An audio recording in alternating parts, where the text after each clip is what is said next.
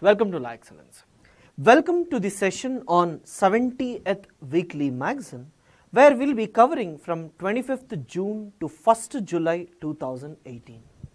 So let's quickly see what are the important issues in this particular week. From prelims point of view, what is important for us is Mumbai's Victorian and Art Deco buildings. These buildings have got World Heritage tag given by UNESCO, right? Many monuments in India have already got these status, and once they get this status, it would become responsibility of the government to protect it. There are certain measures which will ensure that these monuments are protected against environment or any sort of encroachment as well. The next issue that we need to see is about the nutrition security.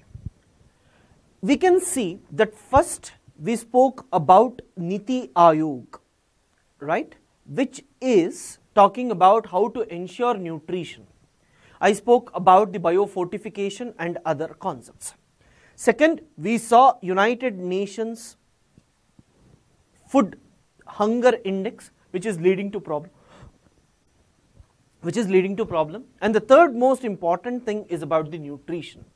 Not only food, nutritious issues are also increasing, which is leading to infant mortality rate and maternal mortality rate in the world.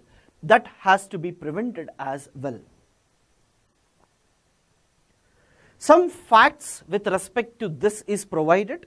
I hope these facts, if you can use, see, there is nothing much to explain about these concepts, but I want you to know that continuously, if these issues are in news, if you can get any question with respect to what we basically call as food and nutrition or child, woman, any issue, you can use them to score marks.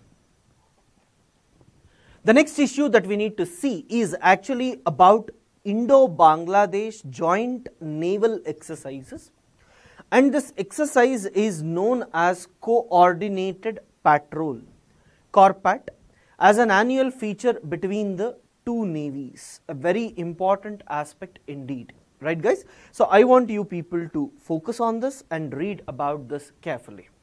Maximum they will ask you what is the exercise between India and Bangladesh. I want you to know that whichever issues are dealt separately, I am not going to touch them in these magazines. Now, encouraging mediation to settle disputes. The deliberations of the UN Commission on International Trade Law.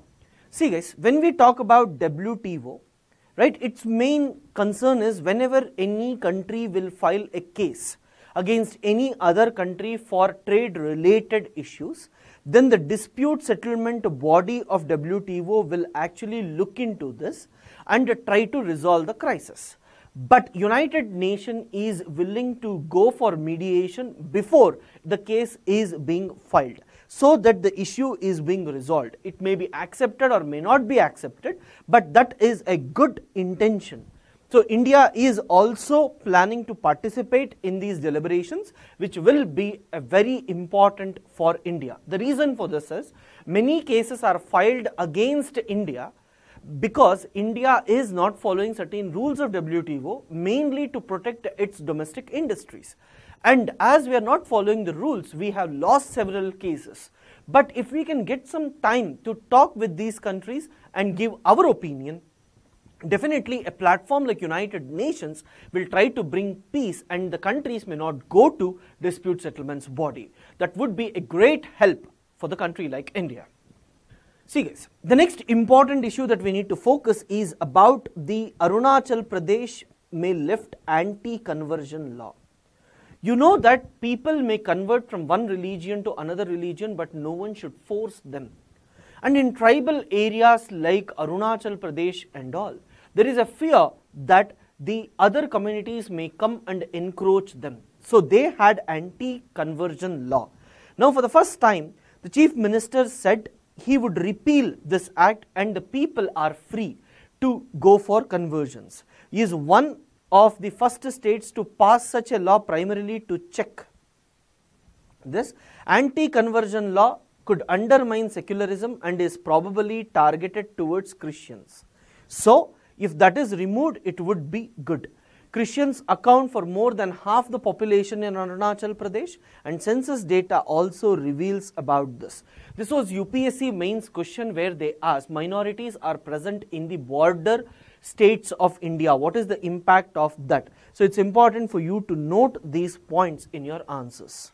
There is a government body by name Disha which is aiming to ensure monitoring of the projects in real time. This dashboard actually helps MPs, MLAs and all to get real time information about how exactly the project is going on. Correct. So what is going to happen here? These people will try to monitor whether a particular project is happening in a proper way or we should try to change it. So all these facts they are trying to monitor, and for this we are having a dashboard or a platform called as Disha. So e-governance, PubAd optional students, this would be very, very helpful for you. In GS governance, if you can write about this, this is a key initiative taken by the government where Prime Minister was using some of these platforms to monitor some of the projects directly. And if MPs, MLAs, chief ministers and everyone, if they can start using this, then they can't say that they were not aware of this particular program or they are not aware how exactly the project is going on, and no one can fool these people. They know that these people may not come regularly and they may create problem. Remember guys, not everyone is bad. There are some people who genuinely want to work, and in those areas these options may actually help them to serve to the society better. The next issue which may be asked in GS and also geography optional is about the Gia Hypothesis. It is actually propounded by a British scientist by name James Lovelock. Yes, and the hypothesis conceives of the earth as a self-regulating system. He believes that earth is a self-regulating system like a single organism, and earth's living organisms and its physical components like air, water, soil, according to this hypothesis, forms a complex system where they all interact and ensures that equilibrium is achieved in the earth. Right? This equilibrium, argues, is being skewed by heightened human intervention. So here I want you to know what exactly is this hypothesis. He tries to say that earth is a whole where every organism, everything reacts with each other and try to maintain the equilibrium. The anthropogenic interference has actually led to lot of issues where human beings, when they are interfering in each case of this, they are creating more trouble, and this equilibrium is disturbed by the human beings. So this is the Gia Hypothesis. Very, very important. Please try to note. There is an organization by name Financial Action Task Force. Its main ambition is to ensure that funds for terrorist activities has to be prevented or protected at any cost. This is a 10-point plan to Pakistan given by FATF, where they have told that these measures will tell Pakistan what exactly they need to do so that terror financing to the terrorist groups present in their country will be prevented. This is a clear indication that people from Pakistan are involved in terrorism. So you can write this directly and say that in many countries which support Pakistan and say that no terrorism doesn't exist in Pakistan, for them it is a clear indication that there are terrorists activating from Pakistan and money is going to them, and that needs to be protected. Right. This is what we talk about the Financial Action Task Force that is working. This may be asked, but most importantly, its impact on Pakistan. What will happen? Any funding to Pakistan from now on will be monitored carefully, and if it reaches to the terror organizations, anyone funding from Saudi Arabia and other countries will be caught. So if they are caught, funding to these organizations will be reduced.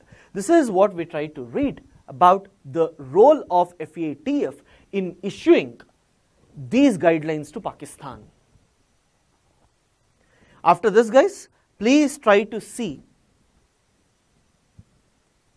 the ethics case study and try to answer as much as possible. Thank you, guys. Thanks for watching.